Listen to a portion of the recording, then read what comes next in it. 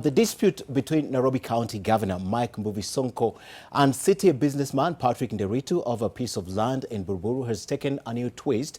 Sonko wants orders obtained by Nderitu to evict a church and a school in Buruburu dismissed and has moved to court seeking the same. Meanwhile, trustees of the disputed piece of land at Glad Tidings Crusade Ministries say they had legally sold the piece of land and notified the tenants who are the church and the Kinderstart School. NTV's Sharon Baranga reports.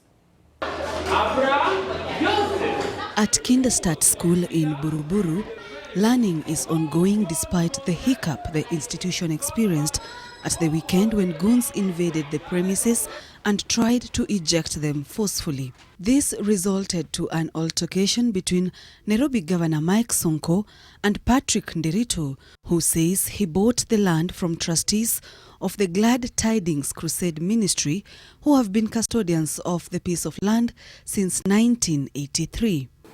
Wanafunzi wengi wakati walikuja jana walikuwa bado na mshtuko. Wengi walikuwa na mshtuko. Members of the trustee that manages the land, Christine Opiko, Frederick Agua and Edward Otino, say they sold the piece of land to Landmark International Properties, which is owned by Patrick Nderitu. They then informed their tenants, who are the church and school, of the change in management. Once you get a notice, what is so hard to come and say, why don't you give me more time? But here is a case where we give you notice, you don't even respond. So we really don't know what is happening behind the scenes.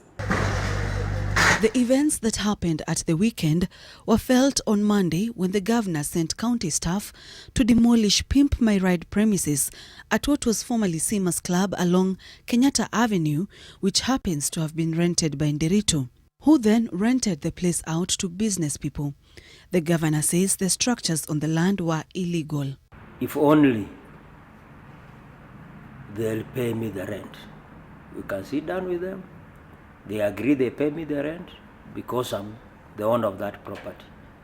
If they don't pay me the rent, I'll still go to court. Through his lawyer, Harrison Kinyanjui, Sonko is petitioning the commercial court to set aside orders obtained by Nderitu over the land in Buruburu.